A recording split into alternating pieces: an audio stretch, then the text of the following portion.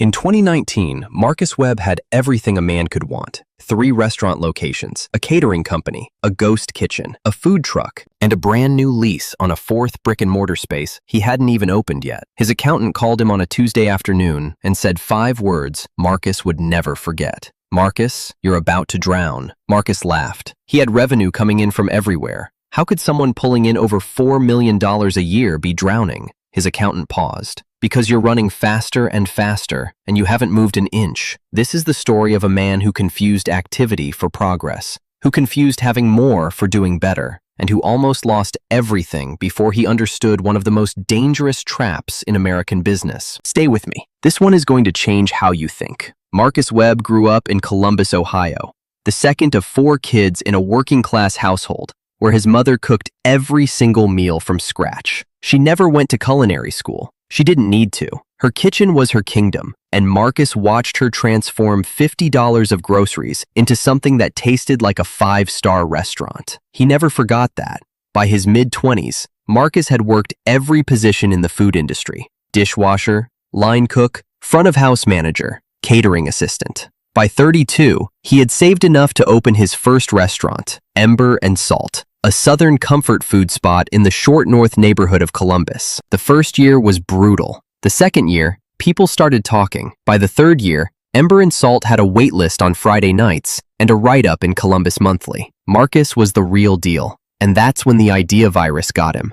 It started innocently enough. A friend approached him about catering a corporate event. Marcus did it as a favor, pocketed $8,000 and thought, "Why am I leaving this money on the table?" So he launched Ember and Salt Catering. The catering company started generating revenue almost immediately. Marcus hired a catering coordinator, bought a van, and started booking events. On paper, it looked like genius. Then came the ghost kitchen idea. It was 2020, and delivery apps were exploding. A commercial kitchen space opened up nearby. The pitch was simple: run a delivery-only brand out of it with lower overhead. Marcus launched Big Mama's Bowls, comfort food grain bowls, through DoorDash and Uber Eats. More revenue streams, more logos, more business cards, more hustle. By late 2021, Marcus saw a food truck for sale at $65,000. He bought it and branded it Ember and Salt on the Move, parking it outside stadiums and festivals. Then, he signed a lease on a second restaurant location in Dublin, Ohio. Then a third in Westerville. Each decision, in isolation, made sense.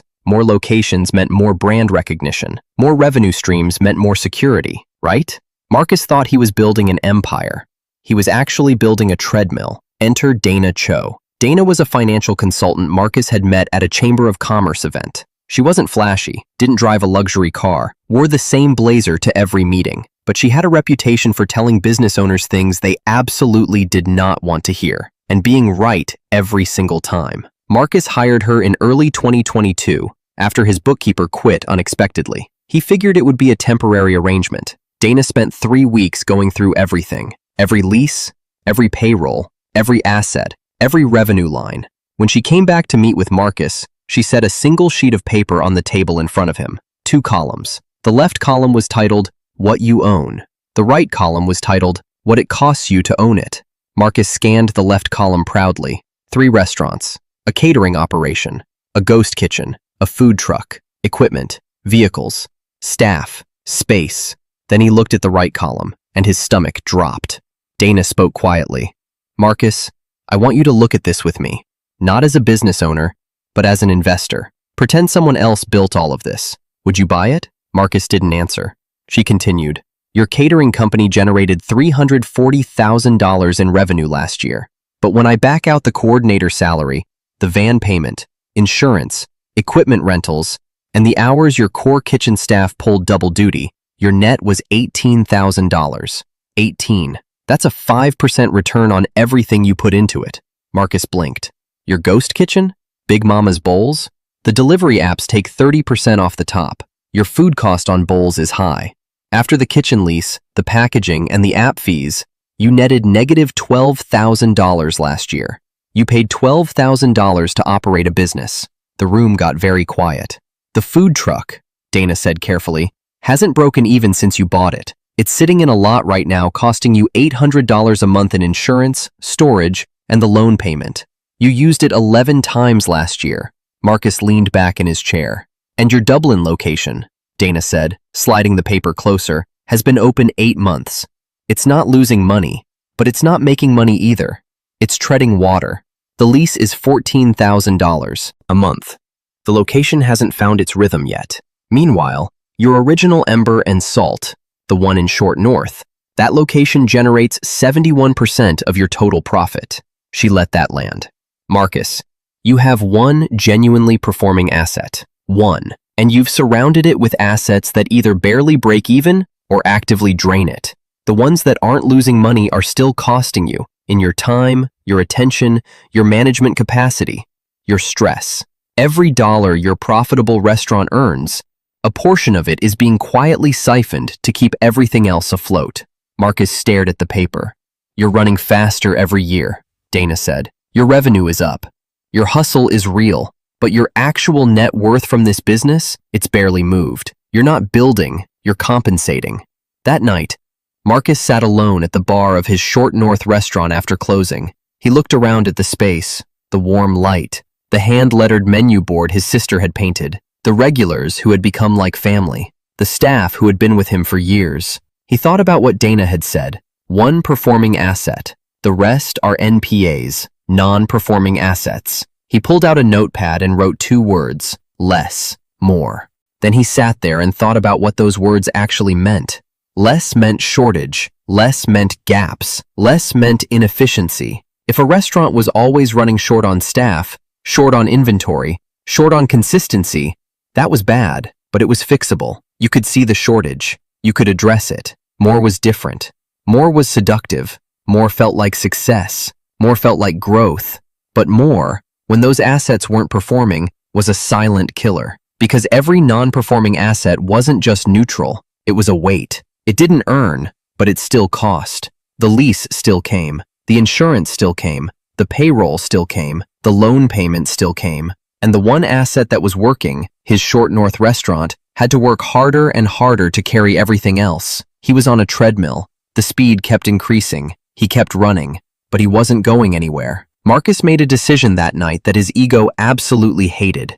He called Dana the next morning and said, "Let's cut." Over the next 6 months, Marcus made moves that looked like retreat to everyone around him. He sold the food truck, took a small loss, didn't care. He shut down Big Mama's Bowls.